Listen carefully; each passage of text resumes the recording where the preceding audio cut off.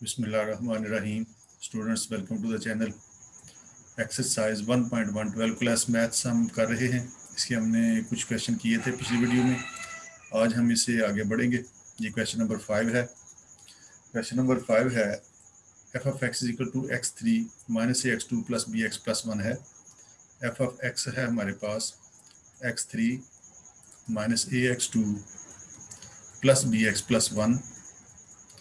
कहता है इसकी वैल्यू 2 पर -3 है, इसकी वैल्यू 2 पर -3 के इक्वल है और इस फंक्शन की वैल्यू -1 पर 0 है। तो आप ए और बी मालूम करें। इसमें दो वैल्यूज ये ए और बी मौजूद हैं, ये हमने मालूम करनी है। तो कहता है फंक्शन की वैल्यू 2 पर -3 के इक्वल है। तो हम इसकी वैल्यू 2 पर निकालते हैं फंक्शन की। एफ एट 2 ये निकालने लगे हैं, एक्स की जगह पर 2 रखने लगे हैं। तो एक्स की जगह पर 2 रखेंगे तो ये आ जाएगा 2 power 3 minus a x two, x की जगह पर आ गया 2 प्लस बी इंटू 2 प्लस 1। जिधर जिधर एक्स था वहाँ पर हमने इसको रख दिया एक्स इक्वल टू 2 को।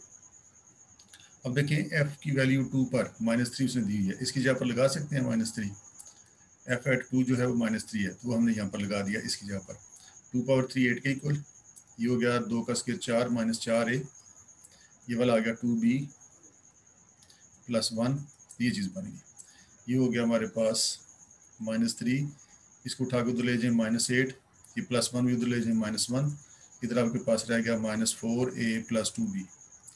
तो ये हुआ हमारे पास -4a plus 2b is equal to -3 -8 -11 -1 -12 आ गया। -2 कॉमन आ सकता है, तो ये आ जाएगा हमारे पास 2a minus b is equal to -12।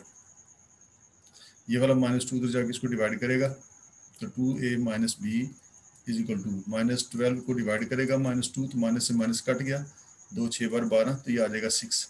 इसकी जगह पर हमने लगा दिया 6। तो ये हमारे पास एक इक्वेशन आ गई है, इसका नाम रख लेते हैं नंबर 1। इसी तरह से अब दूसरा जो है वो ये है, फंक्शन की वैल्यू -1 पर 0 है। फंक्शन की वैल्यू निकालेंगे -1 पर। फंक्शन हमारा ये है x3 minus a x two b x plus 1।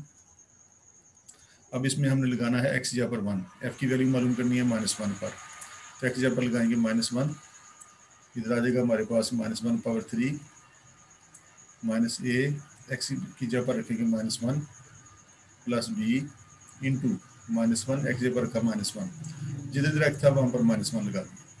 अब देखें फंक्शन की वैल्यू -1 पर 0 के इक्वल है, तो हम इसकी जगह पर 0 पुट कर सकते हैं, 0 रख दिया। -1 पावर 3 -1 के इक्वल होता है -a इंटू -1 का स्केयर +1, और ये वाला मल्टीप्लाई होकर -b, ये वाला +1। ये बना हमारे पास -a, ये दोनों मल्टीप्लाई होकर -a -b, और +1 और -1 वैसे ही कट गए इक्वल टू 0। तो ये चीज़ आ गई हमारे पास। इसको इक्वेशन नंबर 2 का नाम दे लेते हैं। अब देखिए हमारे पास दो इक्वेशंस आ गई हैं, एक ये है और एक ये है। इन दोनों को आपस में सॉल्व करें तो हम ए और बी की वैल्यूज़ निकाल सकते हैं। देखें इसमें -b मौजूद है, इसमें भी -b मौजूद है। अगर हम इन दोनों को माइनस कर दें तो फिर हमें ए मिल जाएगा। तो सब्ट्रैक्ट कर लेते हैं। सब्ट्रैक्टिंग 1 और 2, तो -a minus b is equal to 0 है हमारे पास। ये है 2a minus b is equal to 6। इन दोनों को सब्ट्रैक्ट करने लगे हैं, इनको सब्ट्रैक्ट करेंगे तो ये हमारे पास आ जाएगा। इनकी लामतें चेंज करेंगे, सब्ट्रैक्ट करते हैं तो नीचे वाली जो इक्वेशन होती है उसकी लामतें चेंज कर देते हैं। ये प्लस है माइनस हो जाएगी, ये माइनस है प्लस हो जाएगी, ये प्लस है ये माइनस हो जाएगी। तो ये हुआ -a -2a -a -2a -3 हो गया। ये वाले दोनों कट गए, ये आ गया -6 के इक्वल। तो ये हमें a मिल गया। -3 को उठा के उधर ले जाएंगे तो ये हो जाएगा -6 डिवाइडेड बाई -3, तो माइनस से माइनस कट के जाएगा तो 3 2 बार 6, तो ये हमें a इक्वल टू 2 मिल गया। a मिल गया है, b भी निकालना है क्योंकि हमने a और b दोनों मालूम करने हैं। तो इसको उठा के इक्वेशन नंबर 2 में लगा लें या इसमें 1 में लगा दें। इसको लगा लें, चलिए इसमें 1 में लगा लेते हैं। पुट a इक्वल टू 2 इन 1, तो इसमें लगाया इसको 2a, a की जगह पर 2 आ गया, -b इज इक्वल टू 6। तो ये बना 4 b इज इक्वल टू 6। तो ये आ गया -b, इस 4 को उठा के उधर ले गए, 6 -4 +4 है, उधर जाकर माइनस हो गया, तो -b आ गया हमारे पास 2, 6 में से 4 निकाला तो 2, तो b की वैल्यू आ गई -2। ये वाला माइनस उठा के उस साइड पे ले गए, तो बी भी आ गया। यही हमने ए और बी की वैल्यूज इसमें से फाइंड करनी थी। इसके बाद आ गया question number 6। A stone falls from a height of 60 metre. कहता है एक पत्थर है, उसको 60 मीटर की बुलंदी से नीचे गिराया गया। 60 हाइट उसकी थी 60 मीटर। 60 मीटर की बुलंदी से इस पत्थर को यहाँ से नीचे की तरफ फेंका गया on the ground. The height H after x seconds. H जो है हाइट को शो कर रहा है और एक्स जो है फासले को शो कर रहा है। फासला एक्स है, 2 पॉइंट्स के दरमियान फासला जो है वो एक्स है। Approximately given by h of x is equal to 40 minus 10 x square. इसके ऊपर स्क्वायर भी है, 40 माइनस 10 एक्स स्क्वायर। तो कहता है आप इसकी हाइट निकाल सकते हैं इस इक्वेशन से। एक्स जो है यहाँ पर सेकंड को शो कर रहा है और एच जो है इसकी हाइट को शो कर रहा है। आप एक्स की जगह 1 रखो तो आपको 1 सेकंड के बाद इसकी हाइट मिल जाएगी। 2 रखो तो 2 सेकंड के बाद इसकी हाइट मिल जाएगी। ये ऊपर से नीचे गिर रहा है, 1 सेकंड में कितना नीचे गया है, कितना दूसरे में कितना गया, ये हम इस इक्वेशन से मालूम कर सकते हैं। आप इसकी हाइट मालूम कर सकते हैं इसमें एक्स की वैल्यूज पुट करके। कहते हैं आप ऐसा करो, what is the height of the stone when x is 1 second. ऊपर से नीचे गिराया गया है, तो कहता है बताओ जब 1 सेकंड गुजरेगा तब इसकी हाइट ज़मीन से कितनी रह जाएगी। टोटल हाइट 60 मीटर है। जब 1 सेकंड ये नीचे गिर चुका होगा तब उसकी हाइट ज़मीन से कितनी रह चुकी होगी। 1.5 सेकंड के बाद ये हाइट ज़मीन से कितनी रह चुकी होगी। 1.7 सेकंड के बाद ये ज़मीन से कितना ऊंचा होगा, ये हमने मालूम करना है। तो देखें इसके 3 पार्ट्स हैं। कहता what is the height of the stone after 1 second. Height मालूम करने का उसने ये इक्वेशन दे दिया 40 माइनस 10 एक्स स्क्वायर। तो हमने हाइट मालूम करनी है। इस स्टोन को 60 मीटर की बुलंदी से गिराया गया है, तो 1 सेकंड के बाद व्हाट इज़ द हाइट, इसकी हाइट ज़मीन से कितनी होगी, ये ज़मीन से कितना ऊपर रह चुका होगा। तो एक्स की जगह पर 1 रख दें। यहाँ पर एक्स जो है सेकंड को शो कर रहा है, तो एक्स की जगह पर ये 1 रख दिया, तो इसकी हाइट 1 सेकंड के बाद मिल जाएगी हमें 40 माइनस 10 एक्स स्क्वायर। एक्स की जगह पर 1 रखेंगे तो हाइट आ गई आफ्टर 1 सेकंड। 1 सेकंड के बाद इसकी हाइट आ जाएगी 40 minus 10 h into 1 that is equal to 30 metre. ये 60 मीटर की बुलंदी से गिराया गया था, आधा गिर चुका होगा, यानी आधा रास्ते में आ चुका होगा। 30 मीटर ये ज़मीन से बुलंद रह चुका होगा 1 सेकंड के बाद। अब कहते हैं अब ये बताओ कि जब 1.5 सेकंड गुजरेगा तब इसकी हाइट कितनी होगी ज़मीन से। तो अब इसी इक्वेशन में इस बी पार्ट के लिए इसी इक्वेशन में 40 माइनस 10 एक्स स्क्वायर में हम ये वाला टाइम रख देंगे। एक्स की जगह पर 1.5 सेकंड रख देंगे, तो हमें 1.5 सेकंड के बाद यानी 1.5 सेकंड के बाद इसकी ज़मीन से बुलंदी कितनी रह चुकी होगी वो पता चल जाएगी। ये हो गया 40 माइनस 10 एक्स स्क्वायर। एक्स की जगह पर 1.5 रखेंगे तो ये आ जाएगा हमारे पास हाइट आफ्टर 1.5 सेकंड्स 40 माइनस 10। 1.5 का स्क्वायर 2.25 आता है, 2.25। तो हाइट आफ्टर 1.5 सेकंड ये आ जाएगी आपके पास 40 माइनस, इन दोनों को मल्टीप्लाई करेंगे तो 22.5 हो जाएगा। तो 1.5 सेकंड के बाद इसकी हाइट ज़मीन से रह चुकी होगी 17.5 मीटर। 17.5 मीटर ये ज़मीन की बुलंदी से होगा। फिर कहता है इसकी हाइट मालूम करो 1.7 सेकंड के बाद। अब इसकी हाइट निकालनी है 1.7 सेकंड के बाद। इसकी जगह पर 1.7 लगा दें तो ये आ जाएगा 40 माइनस 10 इंटू 1.7 स्क्वायर। ये हो गया 40 माइनस 10 इंटू 1.7 का स्क्वायर 2.89 बनता है, 2.89। ये हो जाएगा 40 माइनस, इसको 10 से मल्टीप्लाई करेंगे तो ये आ जाएगा 28.9।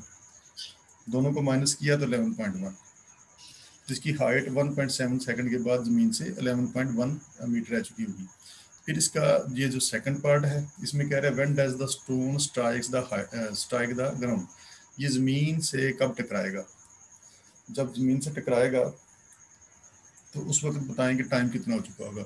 व्हेन डज यानी हमने टाइम मालूम करना है कि जब इसको 60 की बुलंदी से नीचे फेंका गया है तो ऊपर से यहाँ ज़मीन तक पहुँचने में उसको कितना टाइम लगा, कितने सेकंड लगे, ये हमने मालूम करना है। अब देखें जब इसको यहाँ से गिराया गया और ये ज़मीन पे आ गया तो अब हाइट उसकी कितनी होगी 0। तो हम इसमें इसी इक्वेशन में रख देंगे इसको 0, तो हमें पता चल जाएगा कि कितने टाइम के बाद ये ज़मीन पर पहुँचा है, कितने सेकंड के बाद पहुँचा है। एच ऑफ एक्स है हमारा 40 माइनस 10 एक्स स्क्वायर, इसमें पुट कर दें एच की जगह पर 0। एच की जगह पर 0 रखेंगे, हाइट को 0 कर देंगे तो बाकी रह जाएगा 40 minus 10 x square is equal to 0। तो ये होगा 10 एक्स स्क्वायर को उठा के उधर लेंगे पॉजिटिव होगा उधर जाके is equal to 40, x square 10 उधर जाके इसको डिवाइड करेगा तो 4 आ जाएगा, तो एक्स आ गया हमारे पास +-2, लेकिन टाइम जो है वो माइनस तो नहीं हो सकता, लिहाजा हम इसको +2 रखेंगे, यानी 2 सेकंड के बाद ये ज़मीन के साथ टकरा चुका होगा। 60 की बुलंदी से फेंका था, 60 मीटर की बुलंदी से, तो 2 सेकंड गुजरेंगे तो ज़मीन से टकरा चुका होगा। क्वेश्चन नंबर 7, क्वेश्चन नंबर 7 के 3 पार्ट्स हैं, ये करेंगे।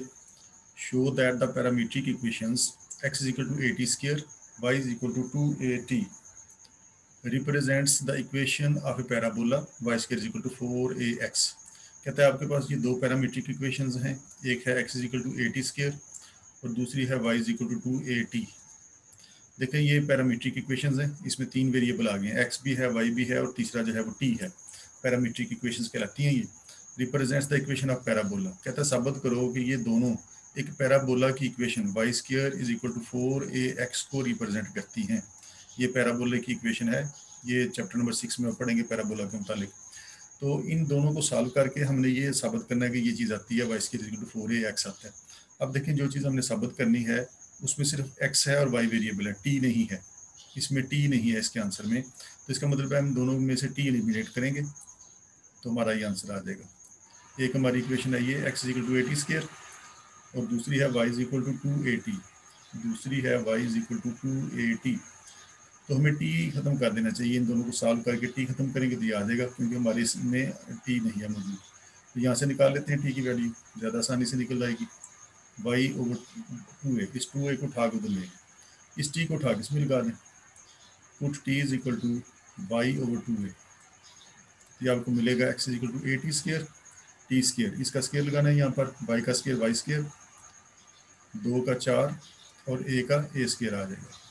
ये हो गया x is equal to a into t square, t की जगह पर हमने ये लगा दिया।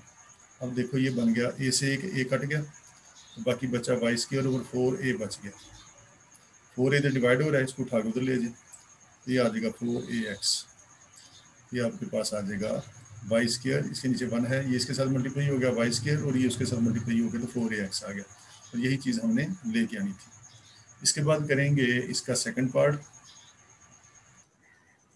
क्वेश्चन नंबर 7 का सेकंड पार्ट भी इसी तरह से है। Show that the parametric equations x is equal to a cos theta. अब ये उसने एक इक्वेशन दे दी है a cos थीटा और y है b sin थीटा के इक्वल। तो कहता है साबित करो कि ये एक इक्वेशन एलिप्स की से को ज़ाहिर करती है, यानी हमने इसको साबित करना है कि ये इक्वेशन ऑफ एलिप्स को ज़ाहिर करती है, ये दोनों पैरामीट्रिक इक्वेशंस। देखिए ये भी पैरामीट्रिक इक्वेशंस हैं, x है इसमें वेरिएबल, y है और तीसरा वेरिएबल जो है थीटा। तो साबित करना है कि ये इक्वेशन ऑफ एलिप्स को रिप्रेजेंट करती हैं, यानी ये आंसर लेके आना है। एलिप्स क्या है ये आप चैप्टर नंबर 6 में पढ़ेंगे। तो देखें ये जो हमने आंसर लेके आना है उसमें थीटा नहीं है मौजूद, तो हम ऐसा करेंगे कोई काम के इन दोनों को इस तरह से सॉल्व करें कि थीटा ख़त्म हो जाए। तो हमारे पास है x is equal to a cos theta, दूसरी है हमारे पास y is equal to b sin theta, y is equal to b sin theta. तो हमें थीटा एलिमिनेट करना है दरअसल, तो इधर साइन थीटा की वैल्यू निकाल लेते हैं, साइन थीटा, b उधर चला जाएगा तो y ओवर b हो गया, b को उठा के उधर लेके तो साइन थीटा की वैल्यू आ गई। इसी तरह से इधर से cos थीटा निकाला जाए तो a इधर मल्टीप्लाई हो रहा है, उधर जाके तो x ओवर a हो सकता है, ये आ गया हमारे पास। इसको नंबर 1 का नाम दे लेते हैं, इसको नंबर 2 का नाम दे लेते हैं। अब देखें ये दोनों ऐड हो रही हैं, तो आप इन दोनों को ऐड करें, आपको ये वाला आंसर मिल जाएगा। Squaring and adding 1 2, squaring and adding 1 and 2, इन दोनों को स्केयर किया और ऐड किया, इसको स्केयर करोगे और ऐड करोगे ये आ जाएगा cos स्केयर थीटा, इसको स्केयर कर लिया, प्लस इसको स्केयर किया और ऐड कर दिया, लेफ्ट साइड आपस में स्केयर करके ऐड कर ली, राइट साइड को स्केयर करके तो ऐड कर लें, इसका स्केयर आ जाएगा x square over a square, इधर आ जाएगा ये आपके पास plus y square over b square. तो हमने इनको स्केयर भी कर लिया और इनको ऐड भी कर लिया। अब हमें पता है कि cos के थीटा प्लस साइन के थीटा ये तो 1 के इक्वल होता है, तो ये है हमारे पास x square over a square plus y square over b square, और यही हमने लेके आना था, x square over a square plus y square over b square जो है वो 1 के इक्वल है। तो देखिए x square over a square plus y square over b square 1 के इक्वल आ गया, यानी ये इक्वेशन जो हैं ये इक्वेशन ऑफ एलिप्स को जाहिर करती हैं। इसके बाद इसका आ गया लास्ट पार्ट इस क्वेश्चन का, show that the parametric equations x equal to a second theta. अब हमारे पास इक्वेशंस ये हैं, ए सीकेंट थीटा और वाई है b tangent theta, b tangent theta represents the equation of hyperbola. ये साबित करना है कि हाइपरबोला की इक्वेशन को रिप्रेजेंट करती हैं एक्स स्क्वायर और ए स्क्वायर, वाई स्क्वायर और b square is equal to 1 को ये रिप्रेजेंट करती हैं। इनको सॉल्व करके तो ये आंसर लेके आना है। अब देखें ये जो हमने आंसर लाना है इसमें थीटा नहीं है इन्वॉल्व, इसका मतलब है इन दोनों को इस तरह से सॉल्व करेंगे कि थीटा खत्म हो जाए। तो ठीक है, ये है हमारे पास secant theta x is equal to a secant theta. यहाँ से सीकंड थीटा की वैल्यू निकाल लेते हैं। ए इधर मल्टीप्लाई हो रहा है, उधर जाके तो नीचे जाएगा, एक्स ओवर ए आ गया। इधर से वैल्यू निकाल लें टेंजेंट थीटा की, ये बी इधर मल्टीप्लाई हो रहा है, उधर जाके नीचे चला जाएगा, वाई और बी हो जाएगा, ये आ गया। अब देखो इसके दरमियान माइनस है, इन दोनों को स्क्वायर करके माइनस कर दें। स्क्वायर इसको करेंगे तो ये आ जाएगा secant square theta is equal to x square over a square. इसको भी स्क्वायर कर लें, tangent square theta is equal to y square over b square. हमें आंसर लेके आना है ये चीज़ x square over a square minus y square और बी स्क्वायर। तो इनको सब्ट्रैक्ट कर दें, ये आ जाएगा हमारे पास secant square theta minus tangent square theta is equal to, इनको माइनस किया था ये भी माइनस हो जाएगी, x square over a square minus y square over b square. अब ये तो हमें पता है secant square theta minus tangent square theta जो है 1 के इक्वल होता है। बाकी रहेगा इधर हमारे पास x square over a square minus y square over b square. और यही हमने ये लेके आना था कि ये इक्वेशन ऑफ हाइपरबोला को रिप्रेजेंट करती हैं। ये हाइपरबोला की इक्वेशन है, इसके मुतालिक भी आप चैप्टर नंबर 6 में पढ़ेंगे।